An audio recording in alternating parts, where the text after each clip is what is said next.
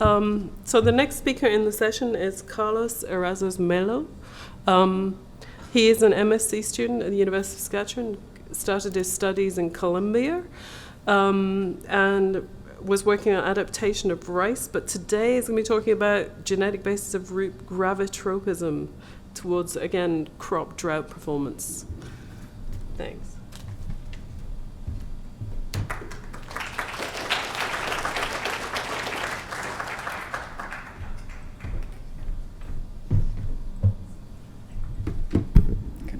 Is here.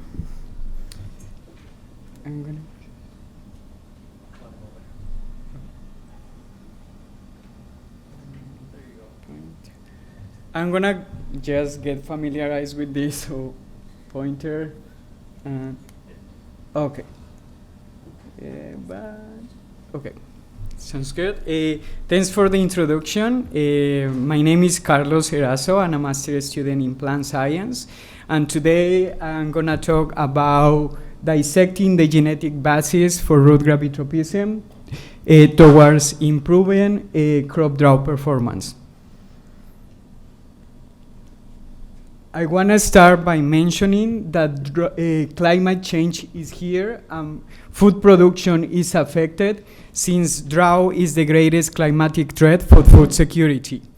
In this image on the left, we can see the distribution of drought in 2021 in North America that goes from abnormally dry in yellow until extremely drought in red color. The problem in Canada is mainly localized in the prairie provinces, and last year the field cod production was reduced 30% due to drought events. Dryness in the future will be more dramatic, as we can see. As we can see here, drought measured by climate moisture index, dryness in the future will be more dramatic, extreme and prolific, and even if it will be actions to reduce gas emissions, we won't be able to return to the moisture conditions in the past.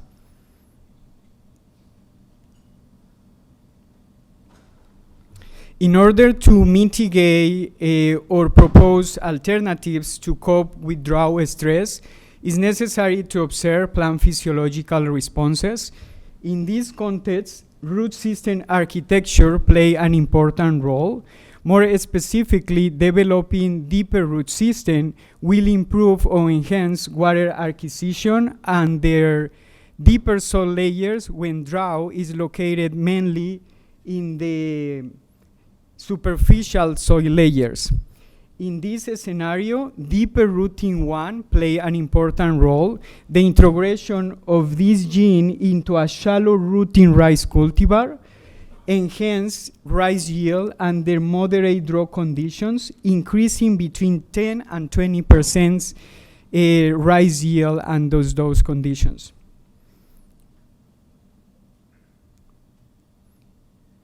Deeper rooting 1 also play or control root gravitropism in Arabidopsis thaliana, which is a plant model.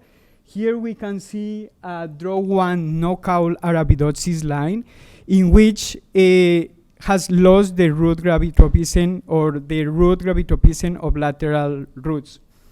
When these two lines, the drought 1 knockout line and the wild type were tested in a drought experiments performed by Dr. Javier and Dr. Alma at Dr. Leon's lab, they found that the line with drought 1 knockout has 18% less grams of seeds per A plants.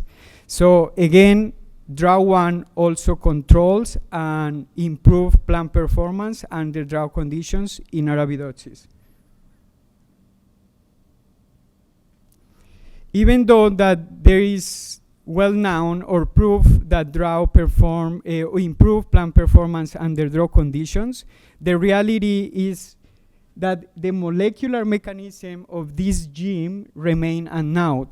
So in order to provide a molecular toolbox that allows to archetype root system architecture based on the conditions, environmental conditions that the plant is facing, is necessary to continue our understanding about genes and molecular mechanisms controlling root angle in order to mitigate drought effects.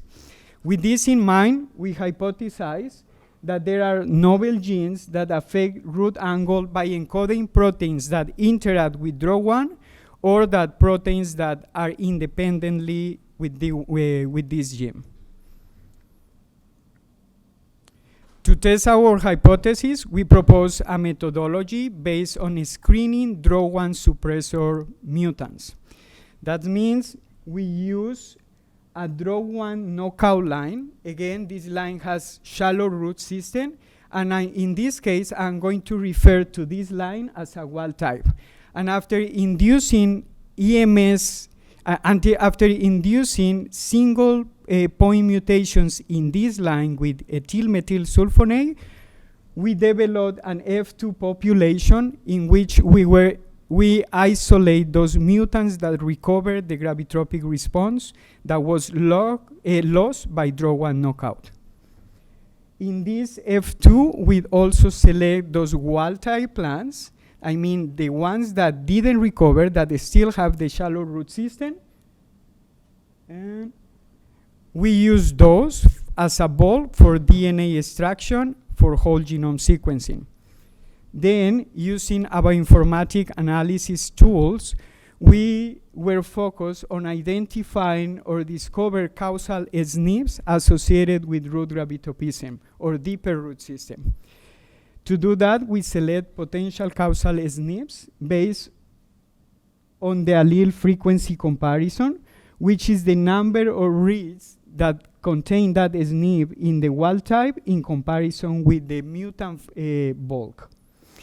When this value of allele frequency comparison were over 0.4, we take that value as a minimum to relate it or to conclude that that SNP was genetically linked with root gravitropism in our study. Finally, once we identify those genomic regions, we use insertional mutant lines to corroborate the gene function.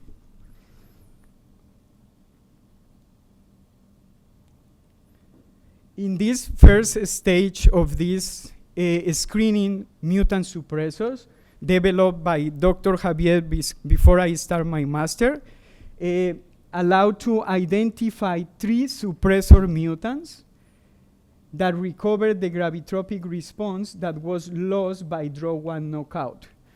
These are just circular histograms with the graph of like a lateral root angle. And this we can see the pictures that confirm that these mutants recover the gravitropic response. After the genetic analysis or the mapping analysis, we got 19 candidate genes summarized in this table.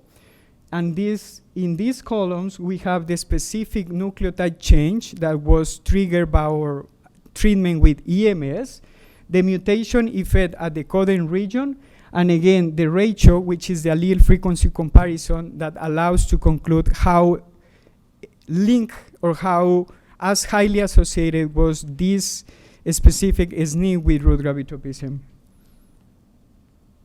The next step was perform the screening for functional gene characterization. To do that, we used 10 candidate genes. We select 10 candidate genes. And here we have wild type was our control.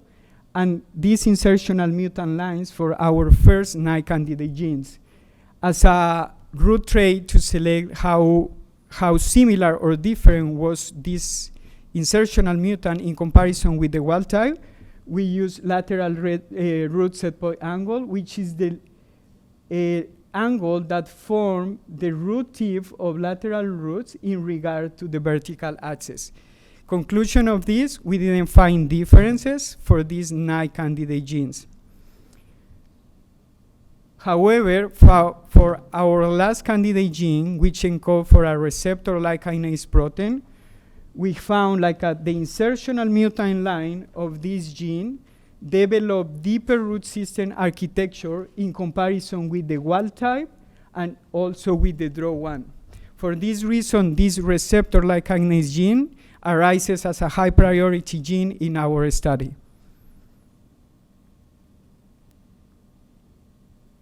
The next step was verify that was our EMS mutation fall within the RLK gene.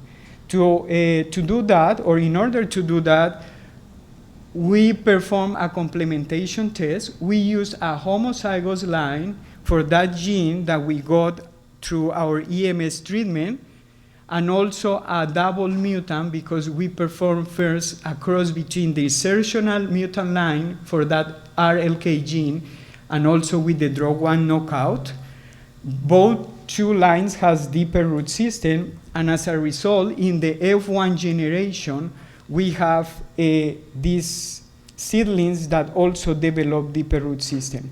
Allows to suggest that our EMS mutation also fall in the RLK gene. More interestingly, we found that this single nucleotide change, cytosine by thymine, triggers a substitution, amino acid substitution from glycine to glutamic acid. And more interesting, we found that this specific amino acid change is in a high conserving domain among different crop species, including canola, wheat, and rice. That allows to suggest that maybe this could be used as a potential target in order to modify root system architecture. Finally, as a take-home message, I wanna say that we have cloned RLK gene, which is a negative regulator of root deep, since the knockout of this gene developed deeper root system. And we are now investigating the molecular basis, how this RLK gene interact with drought1 that maybe could work together in order to manipulate root system architecture to improve root plasticity under different environmental conditions. Finally, I want to mention that these two genes could be possible use as a powerful tools for designing plants that has more extensive but shallow root system when we have issues like flooding conditions, or we want to enhance phosphorus acquisition, or on the other hand, when we want deeper root system, when we need to improve drought avoidance, or we want to enhance nitrogen acquisition. Last but not least, I want to thank to the people in this has been part of this project, my supervisor, Dr. Leon Cochian, my co-supervisor, Dr. Javier Mora Macias, and the people who had been helping me with the experiments and the guidance, Dr. Alma, Dr. Karine, and Dr. Lee. And finally, the different institutions that has been funding this research. Thanks, and happy to answer any question.